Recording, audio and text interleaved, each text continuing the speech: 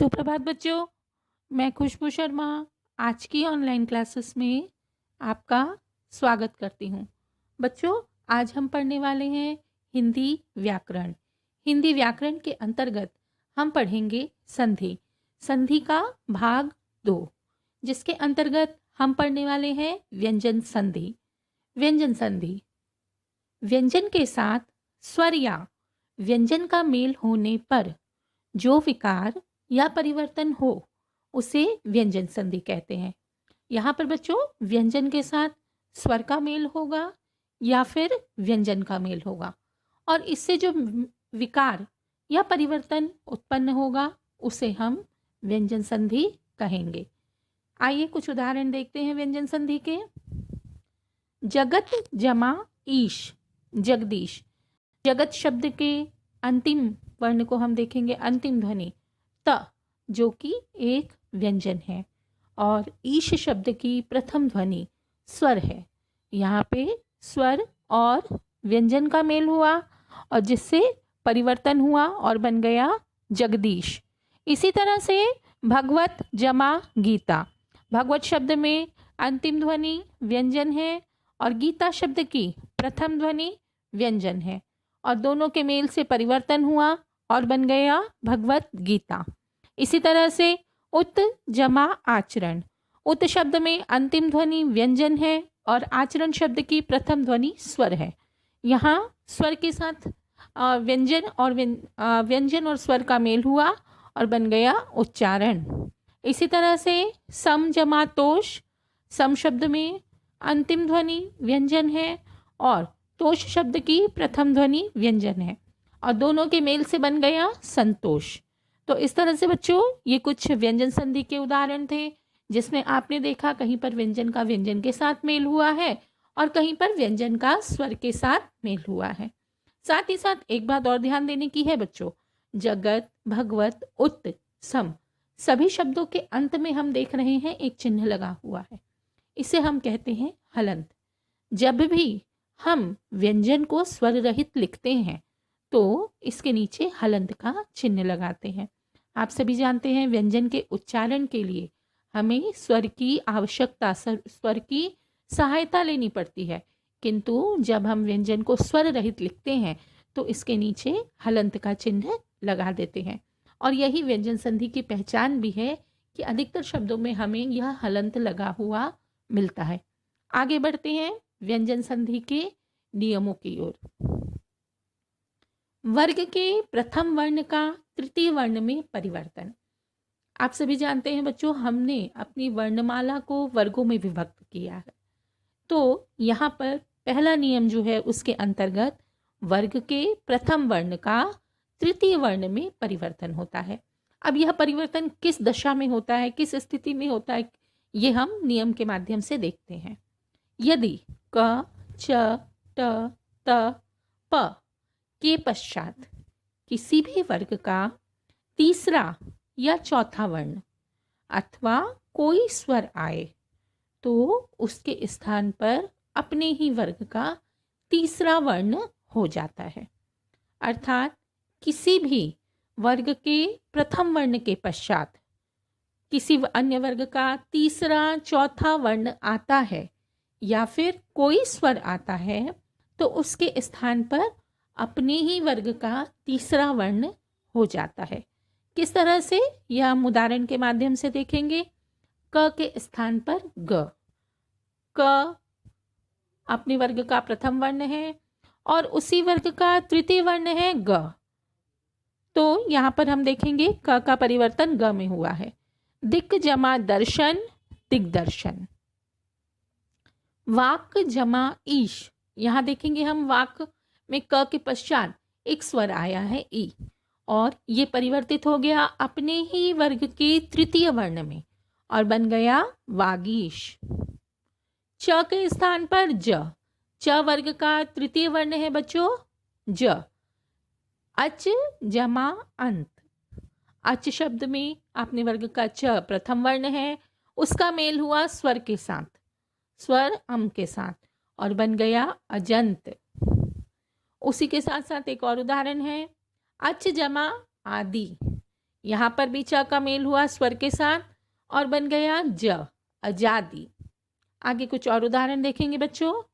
ट के स्थान पर ड, ट वर्ग का तृतीय वर्ण है ड, तो ट का मेल जब किसी भी अन्य वर्ग के तीसरे चौथे वर्ण या फिर स्वर के साथ होगा तो उसके स्थान पर ड हो जाएगा। षट जमा दर्शन बन गया षड दर्शन। षट जमा आनन, यहाँ ट का मेल हुआ स्वर के साथ और बन गया षडानन। त के स्थान पर द, त वर्ग का तृतीय वर्ण है बच्चों द, यहाँ पे जगत शब्द का मेल हुआ है ईश, ईश्वर के साथ और बन गया जगदीश। उत जमा गम, उत शब्द में ग से मेल हुआ गम में और ग का वर्ग का तृतीय वर्ण है और ये परिवर्तित हो गया द में और बन गया उद्गम। इस तरह से बच्चों ये व्यंजन संधि का प्रथम नियम था जिसमें वर्ग के प्रथम वर्ग वर्ण का तृतीय वर्ण में परिवर्तन हुआ। आगे हम बढ़ते हैं व्यंजन संधि के दूसरे नियम की ओर, जिसमें वर्ग के प्रथम वर्ण का पांचवें वर्ण में परिवर्तन होता है। किस दशा में ये परिवर्तन होता है देखेंगे नियम के माध्यम से। किसी वर्ग के पहले या तीसरे व्यंजन के बाद कोई नासिक्य व्यंजन हो तो वहां अपने ही वर्ग के नासिक्य व्यंजन के रूप में वह परिवर्तित हो जाता है। नासिक्य व्यंजन आप सभी जानते हैं बच्चों, व्यंजनों के उच्चारण में जीवा जो है हमारे मुख के अलग अलग भागों को स्पर्श करती है, किंतु जहाँ पर जीवा के स्पर्श के साथ साथ नाक भी कार्य करे तो वहाँ पर नासिक्य व्यंजन होता है और सभी वर्गों के पंचम वर्ण को नासिक्य व्यंजन की श्रेणी में रखा गया है। तो यहाँ पर यदि किसी वर्ग के पहले या तीसरे व्यंजन के बाद कोई भी नासिक्य व्यंजन आएगा तो वह अपने ही वर्ग के नासिक्य व्यंजन के रूप में परिवर्तित हो जाएगा। कुछ उदाहरण देखते हैं। तत् जमा नाम, यहाँ पर ये परिवर्तित हो गया अपने ही वर्ग के पंचम वर्ण में और बन गया तन्नाम। चित्त जमा मय, ता वर्ग का पंचम वर्ण है न, चिन्मय। सत जमा मार्ग, सन्मार्ग, यहाँ पे म के साथ मेल हुआ जो कि किसी अन्य वर्ग का पंचम वर्ण है और त वर्ग का पंचम वर्ण है न, तो परिवर्तित हो गया सन्मार्ग। षट जमा मास, ट वर्ग का पंचम वर्ण है अण, परिवर्तित हो गया और बन गया षणमास। तो इस तरह से बच्चों ये व्यंजन संधि का दूसरा नियम था जिसमें वर्ग के प्रथम वर्ण का पांचवें वर्ण में परिवर्तन हुआ।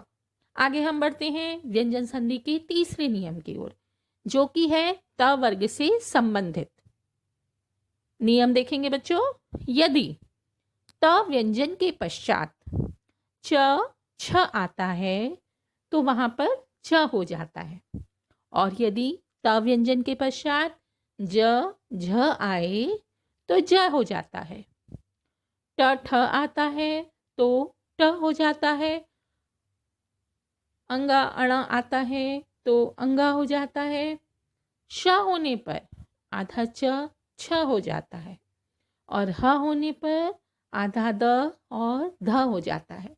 और यदि त के पश्चात ल रहे बच्चों तो वह ल ही रहता है, उसमें कोई परिवर्तन नहीं होता है।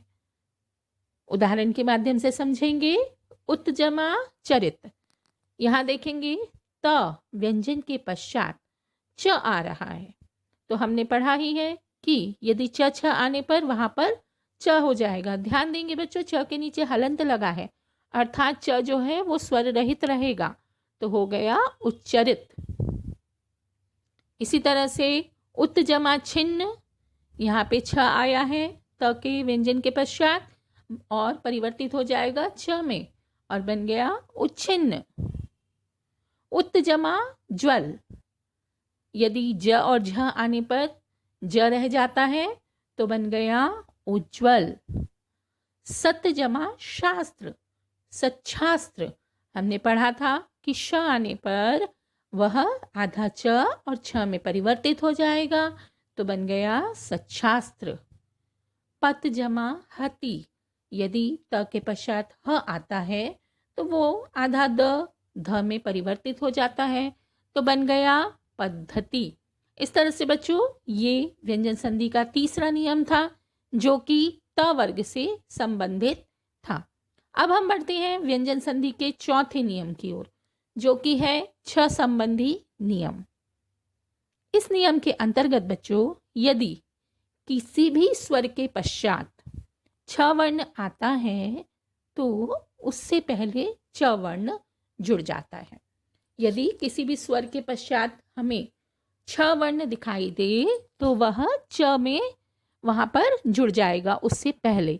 अब याद रखें बच्चों, च के नीचे हलंत लगा हुआ है तो च हमारा जो है वह स्वर रहित रहेगा, इस बात का ध्यान रखना है। अनु जमा छेद, अनुच्छेद। हमने देखा अनु उ स्वर है और उसके पश्चात छ आया है, तो यहाँ पर उसके पूर्व छ के पूर्व क्या लग जाएगा बच्चों? च, और बन गया अनुच्छेद। स्व जमा छेद, यहाँ देखेंगे स्व जमा छंद, यहाँ पर अ जो हमारा है स्वर है और यह जम गया, बन गया छंद, जब के सामने च लग गया और बन गया स्वच्छंद। वी जमा छेद, यहाँ पर ई स्वर है और उसके बाद छ आया है तो छ से पूर्व च लग जाएगा और बन गया विच्छेद। परिजमा छेद, यहाँ पर भी ई स्वर के बाद छ आया है तो च लग जाएगा और बन गया परिच्छेद। तो इस तरह से बच्चों ये था छ संबंधी नियम। अब हम बढ़ेंगे व्यंजन संधि के अगले नियम की ओर, जो कि है म संबंधी नियम।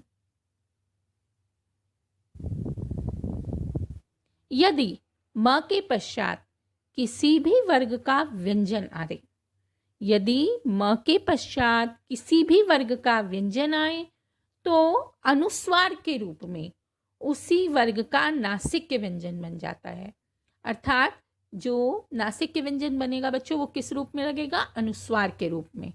य, र, ल, व, श, स, ह को छोड़कर, अर्थात यहाँ पर वो परिवर्तन नहीं होगा।